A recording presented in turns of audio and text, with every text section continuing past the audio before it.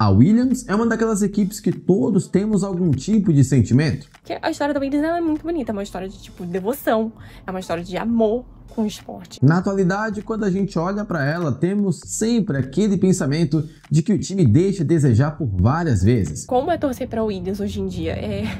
Eu já sofri tanto que assim, eu não sofro mais. Mas também relembramos do passado vitorioso do time instantaneamente. E com isso, a questão principal vem à cabeça. Como a Williams deixou de ser uma das principais equipes do grid para ser um time que sofre para se classificar entre os 10 primeiros? Você vai comemorando um Q2, você vai comemorando um Q3, você vai comemorando um ponto. Isso quando consegue. Pensando nisso, esse vídeo especial surge para te explicar como isso tudo aconteceu e por que também acho que o time vai voltar aos trilhos vitoriosos muito em breve. Seja bem-vindo a mais um vídeo aqui no canal F. E hoje eu vou te contar sobre a queda e a futura ascensão da equipe Williams de Fórmula 1. E antes de começar a falar da derrocada da Williams, é necessário também falar da história da equipe, desde onde ela surgiu até o momento que a gente conhece hoje. Anteriormente a essa que está no grid hoje, Frank Williams fundou outra, a Frank Williams Cars, em 69, que foi vendida a um grupo canadense e se tornando o Wolf assim.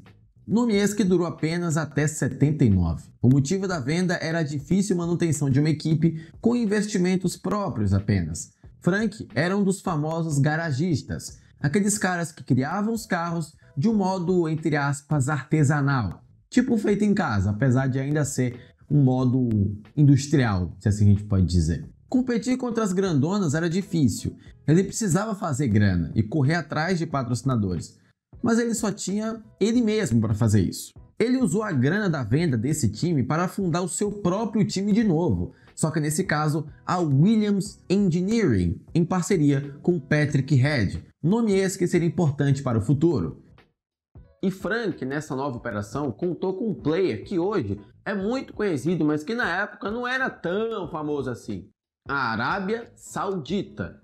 Isso mesmo, você não ouviu errado. Por meio da companhia aérea Saudia, o time conseguiu o apoio financeiro que precisava. E a parceria rendeu frutos já desde o início, quando venceu sua primeira corrida, justo num GP na Inglaterra, com Clay Regazzoni.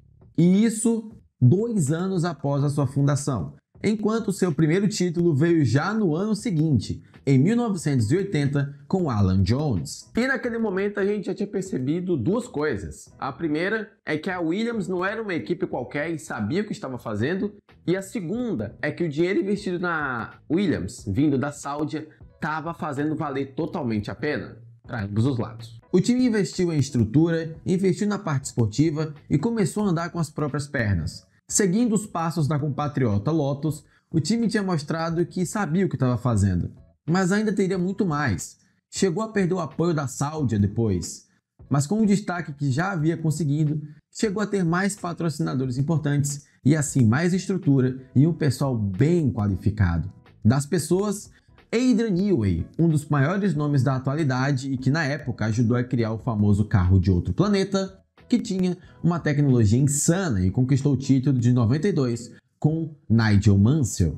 E aí, ao final da década de 90, a Williams terminou aquele período com 9 títulos de construtores e 7 de pilotos, fazendo com que a equipe ficasse no top 3 das equipes mais vitoriosas da história da Fórmula 1. E até hoje a Williams está ali, pelo menos no top 5.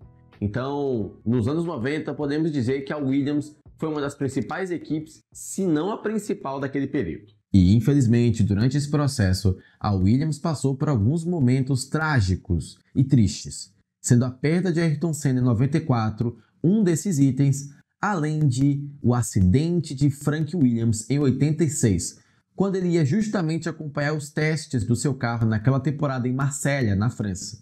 Por causa daquilo, ele ficou tetraplégico. Mas após uma longa recuperação, ele ainda foi capaz de comandar a equipe pelas décadas seguintes. Em resumo, nós tínhamos uma equipe grande e que era promissora ao ponto de poder sonhar cada vez mais. Teria agora, inclusive, o apoio da BMW, já estamos em 2000. A gigante do meio automotivo, a grande marca alemã que faz carros, agora apoiaria a Williams. Seria uma grande equipe com uma parceria com uma montadora gigante. Se antes ela não tinha tanta grana e era um verdadeiro time, agora ela iria se tornar uma empresa mais robusta e com apoio por trás. Tinha tudo para dar certo. Mas digamos que o time era um pouco cabeça dura. Com todo o perdão para o trocadilho a seguir. O Patrick Head e o Frank Williams discordavam da BMW ter mais poder dentro da equipe. Um sistema de protecionismo do seu próprio território empresarial. Acreditavam que os alemães poderiam tomar controle de modo que pudesse ser danoso para a equipe em caso da saída da marca da Fórmula 1, o que terminou acontecendo uns anos depois. Mas entre 2000 e 2005, a BMW Williams foi um projeto curioso. Tinha o melhor motor do grid, porém deixava a desejar na construção do carro. Então quase sempre ficou com o vice-campeonato, como aconteceu em 2002 e 2003. E nessa discordância entre as partes, quem perdeu a paciência foi a BMW, que, impossibilitada de investir mais no time de Frank, largou tudo e se mudou para a Sauber, uma equipe com um potencial maior de controle por parte dos alemães, que compraram o time. Enquanto isso, a Williams ficou com a mesma estrutura que tinha antes e ficou com um pouquinho apenas do legado da BMW, coisa que não aconteceu na Sauber, por exemplo. Até mesmo quando a montadora alemã deixou a categoria em 2009 por conta da crise financeira global que ocorreu no ano anterior, ela deixou uma boa estrutura para a equipe Sauber, como por exemplo, um túnel de vento de última geração. E nessa brincadeira, quem mais perdeu foi a Williams, claro, por ser cabeça dura, que terminou em se proteger do controle total dos alemães, mas fez isso de modo errado e extremo. Esse tipo de maneira de lidar com a situação da própria equipe também a prejudicou com Adrian Newey, outro nome importante da Fórmula 1, que também queria ter mais poder de decisão dentro da equipe e que largou o time antes de tudo isso, se juntando à McLaren em 97. Ou seja, o maior problema da Williams tem sido o excesso de protecionismo e de teimosia, que por vezes ajudou o time, mas a partir desse momento começou a prejudicar. Sobre a questão dos erros, eu não acho que houve apenas um único erro que levou a Williams a cair de desempenho dessa forma que a gente vem acompanhando hoje, né? Eu acredito que foi um conjunto de eventos e decisões que aconteceram anos atrás, né, décadas até, e aí foi, né, vindo com um efeito cascata e aconteceu isso que a gente está vendo hoje em dia. Mas se a gente tiver que escolher um único ponto, né, para afirmar que isso foi decisivo para essa queda da Williams que a gente vem acompanhando, eu acredito que tenha sido muito a questão do Frank Williams, do Patrick Head, de não quererem mudar a gestão da equipe. Eu acho que eles tinham plena consciência de como a Fórmula 1 estava mudando ao longo dos anos, deixando de ser apenas aquele esporte, aquilo. Porque assim, a Williams ela surgiu como uma equipe de garagem, né? Era um sonho que o Frank tentou uma vez, aí na segunda vez que deu certo. E assim, a Fórmula 1 daquela época era muito diferente da Fórmula 1 que a gente tem hoje em dia, né? Essa Fórmula 1 que acabou vindo muito ali da década de 80, ali final dos 80, início dos anos 90, e o que a gente vê agora é uma evolução de tudo isso. E eu acredito que, assim, eles tinham consciência desse processo, tanto que existem até entrevistas do Frank Williams falando que o esporte mesmo é aquilo que acontece no domingo, o resto é político. Então, assim, eles tinham essa consciência, mas eles tinham uma resistência por fazer essa mudança dentro da equipe. Então, eu acho que isso atrapalhou muito a evolução da Williams. E aí eu entendo muito a questão também da Claire, que eu acho que acaba sendo uma questão que colocam muito, que na verdade, eu acho que ela não queria decepcionar o pai. Ela foi escolhida pelo pai para gerir a equipe, para ser a gestora da equipe, e ela tentou mudar algumas coisas, mas assim, ela não conseguia mudar tudo. Até por uma questão de influência do pai, né? Dele não querer algumas coisas. Então, de uma forma para ela não decepcioná-lo ou não ir contra ele, ela acabava também não fazendo tantas mudanças que são necessárias, né? Que eram muito necessárias e que a gente está vendo que está acontecendo hoje em dia. E daí pra frente, aquela equipe que brigava por vitórias e títulos se tornou cada vez menos páreo às outras que tinham mais dinheiro e grandes montadoras por trás. Apesar de parecer óbvio, aqui vai um panorama geral da situação. A maioria das outras equipes tem empresas grandes por trás, grandes montadoras, enormes patrocinadores, enquanto a Williams tinha apenas um caderninho com contatos de pessoas, um livro de história e vontade de ficar na categoria. E assim a discrepância começou a crescer mais e mais. Também temos que destacar que ao longo dessas décadas, os investimentos foram muito comprometidos em relação ao Williams, porque ali já no final da década de 80, 90, a Williams estava competindo por títulos, mas foi nesse momento mais ou menos ali que alguns patrocinadores masters começaram a sair, e aí a gente vê assim, um processo, você perde patrocinador, você perde dinheiro. Se você perde dinheiro, você não consegue investir em inovações e tudo mais, conforme o regulamento vai mudando, Então, acaba prejudicando bastante isso. Então, isso é uma coisa que deve ser considerada, na hora que a gente faz a análise toda da história da Williams e como a gente chegou aqui. Sem grana para investir nela mesma, o time foi sendo relegado cada vez mais para trás.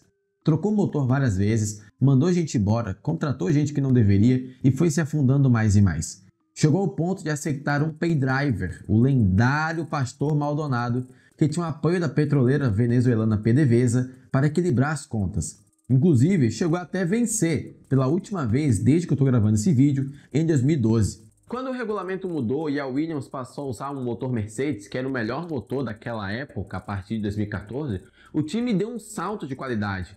Uma nova vida para Williams, que voltou a brigar na parte da frente do campeonato, foi atrás de pódios, mas novamente voltou a cair naquele limbo da falta de estrutura. Se em 2014 o time terminou em alta, nos anos seguintes precisou recorrer a pilotos com grandes patrocinadores de novo e acabou caindo pelas tabelas mais uma vez. O fundo do poço talvez tenha sido 2019, os carros eram extremamente horríveis. E aí chegou num ponto que a Williams precisou dar um basta na situação. A Fórmula 1 tinha mudado, mas a Williams não tinha acompanhado esse processo. E enquanto ela via a disparidade para as outras equipes aumentar, ela resolveu, fazer aquilo que todo mundo já imaginava que iria acontecer. E eis que chegamos em 2021, quando um grupo norte-americano comprou a equipe, sendo assim a última equipe feita na garagem de casa a existir na Fórmula 1. Aquela equipe que nasceu em 77 não existe mais, apesar do nome ser o mesmo. Aquela Williams do passado, antes da venda, meio que não existe mais. É como se essa atual fosse um clone substituto daquela equipe. E isso só foi feito para o bem da história da própria Williams antiga, se assim a gente pode dizer. É um jeito filosófico de encarar a situação, mas a gente precisa admitir aqui, aquela Williams que existia, feita na garagem do Frank Williams, acabou quando ela foi vendida. A partir daquele momento era uma nova equipe, embora ainda use o antigo nome e valorize a própria história de anos antes. A gente pode falar que é o primo rico, digamos assim. Porque esse clone tem dinheiro e acaba ajudando muito a reerguer a equipe, Porque, como eu já falei, a Williams acabou, tendo toda essa dificuldade. A origem, não foi só uma questão de gestão, foi gestão e falta de dinheiro, de recursos, para avançar, no desenvolvimento da equipe ao longo dessas décadas. E, assim, a gente tem hoje uma empresa que está investindo dinheiro muito pesado. É uma empresa que vem da área de investimentos, então ele já tem uma visão já completamente diferente da do Frank Williams, Isso a gente pode ter certeza. Desde quando foi anunciado, a gente já sabia que alguma coisa ia acontecer. Contudo, eu vou ser bem sincera, eu achava que ia ser uma coisa muito mais radical, que ia mudar muito a equipe, a imagem dela para o torcedor, digamos assim. Eu acho que dentro da equipe, sim, muita coisa está mudando, muitos avanços na questão de gestão mesmo, de gerenciamento de tudo, desde peças a pessoas, e eu acho que vem mudando bastante. Mas pra gente que é fã, eu não senti uma mudança tão brusca, digamos assim. Eles ainda continuam enaltecendo toda a história que a Williams tem na Fórmula 1, da família Williams. Então, eu acho que, assim, foi substituída por um clone, mas um clone até respeitoso e que superou minhas expectativas. A gente tem toda uma questão. Em relação a toda a gestão que a gente tem observado, é uma importância muito grande na estabilização financeira da equipe. Eles vêm capitaneando investimentos, eles vêm capitaneando parcerias. Hoje, a Williams ela pode falar que ela não depende mais de um piloto pagante. E isso é muito bom, porque a gente acaba voltando até um pouco um pouco não, mas bastante competição, chances, né, de você conseguir pontos ali durante o campeonato, né? Então, isso já vem, algumas mudanças que a nova gestão vem fazendo, a gente já vem colhendo alguns frutos. Ainda em relação a essa reestruturação, a gente também tem uma reestruturação interna, né? Eu acho que tem uma entrevista muito importante de James, que ele fala, né, que ele ficou muito surpreso ao ver que todas as peças produzidas já pela Williams, a gente tem que lembrar que a Williams, além de ser uma equipe de Fórmula 1, também teve um braço de engenharia avançada, que era uma outra empresa. Então, assim, ela produziu muita coisa tecnológica, inovações e tudo mais. E todas as peças que a Williams já produziu, em todos os anos de sua história, estavam em uma planilha de Excel. Eu fico imaginando como abriam essa planilha, assim, eu imagino o computador que abria essa planilha, porque deve ser gigantesca e, ao mesmo tempo, isso é uma coisa contraproducente, né? Então, isso vem mudando. Tem questões que o James também falou até, sobre peças que eram, teoricamente, para serem iguais, só que não encaixavam perfeitamente. Então, tem muita coisa a se mudar.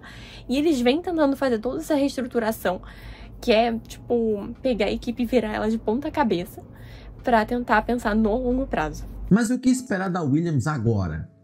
Após a aquisição do grupo norte-americano, a equipe passou a correr atrás do relógio. Desde a implementação do teto de gastos, a saúde financeira e o fair play de condições passaram a ser algo benéfico para o time, que tem experiência, porém não estrutura. James Vowles, hoje chefe do time, disse que encontrou equipamentos analógicos ao se deparar com a situação da equipe e que precisa atuar exatamente nesse ponto, a evolução tecnológica, coisa que era marca registrada inclusive do time décadas atrás. Existe também uma mudança um pouco sutil nas tomadas de decisões, mas ao contrário de Frank, Vowles se mostra disposto a encarar as coisas de modo mais bem pensado. A equipe agora finalmente aprendeu que sabe onde estão suas deficiências e que nem sempre o resultado bom vai definir o futuro da equipe, ou um resultado ruim também. Ela parece ter algo na manga, a gente só não sabe o que é. Talvez o choque de realidade. E por mais que seja clichê dizer que a Williams vai voltar no novo regulamento, já que todo regulamento a gente espera que isso ocorra, dessa vez parece algo mais lúcido, mais linear, mais lógico. Não vai pegar a gente de surpresa como aconteceu em 2014.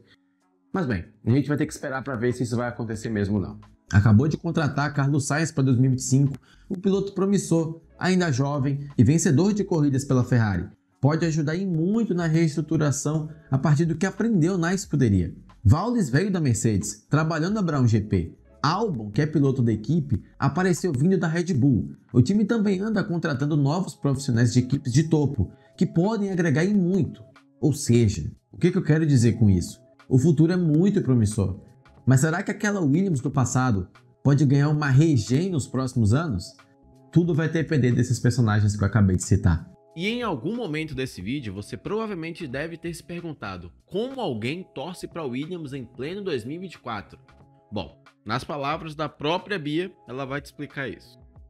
Então, assim, digamos que eu assisti o último campeonato que a Williams foi campeã. Assisti, lembro. Não. Eu era muito novinha, então, assim, não tenho uma lembrança muito vívida disso. Mas, conforme, assim, eu fui acompanhando a Fórmula 1, digamos assim, eu era balançada pela Ferrari? Era balançada, até porque, né, o Michael Schumacher tava vencendo tudo lá. Porém, eu também achava muito chato só ver a Ferrari ganhar, só ver o Michael Schumacher ganhar. E aí, ali naquela época, meu pai começou também a me mostrar, tipo, pilotos das antigas, Niki Lauda, James Hunt.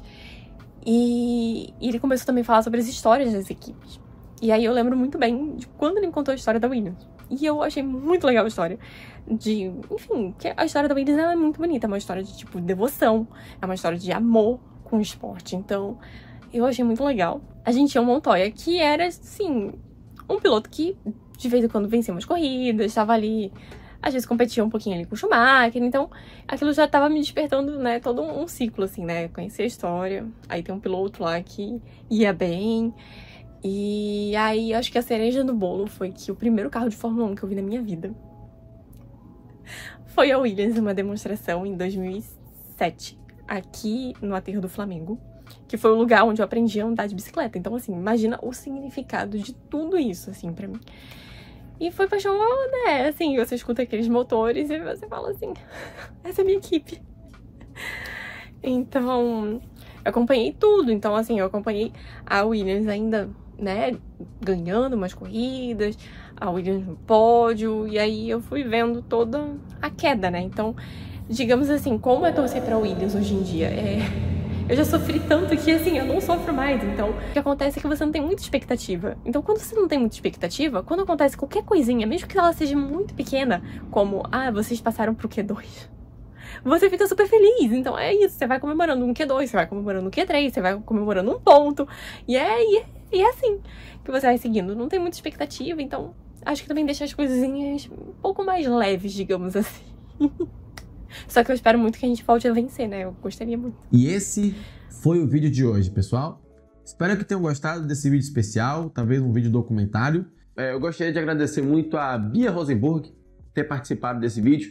Se você não conhece o trabalho dela, eu vou deixar os links aqui na descrição, no comentário fixado e, claro, aparecendo na tela durante todo o vídeo. Eu quero saber a sua opinião sobre tudo isso. Comenta aqui embaixo o que você acha disso tudo. Se gostou desse vídeo, clica no like e se inscreve para ver mais vídeos aqui nesse canal, vídeos mais longos a partir de agora. Siga a Bia nas redes sociais, siga o canal F nas redes sociais e eu te vejo no próximo vídeo. Até lá!